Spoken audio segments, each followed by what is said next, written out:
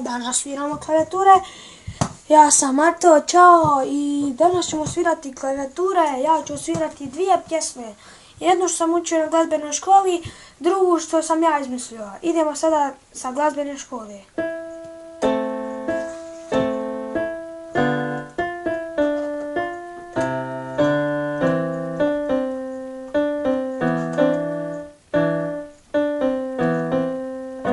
Ovo je bilo zagrijavanje, idemo ponovo. Sada ćemo malo pojačati.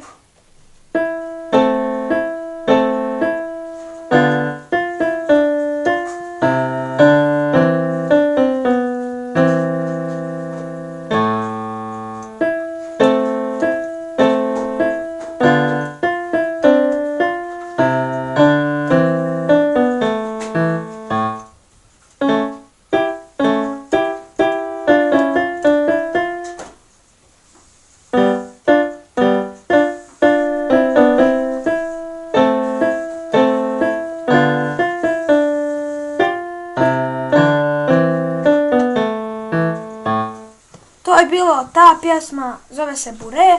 Sada ću svirati drugu pjesmu i ona se zove, ne znam ja kako se zove, tu sam ja nekako izmislio.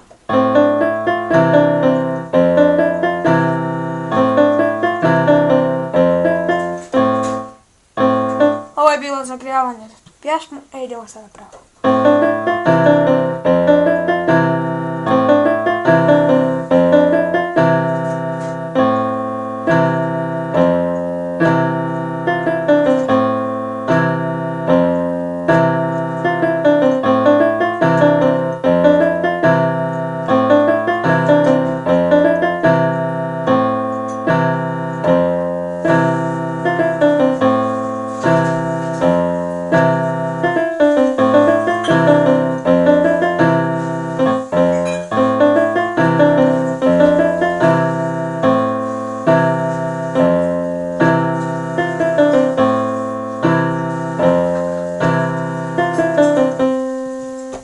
To je bilo to, ljudi, vidimo se sljedeći put.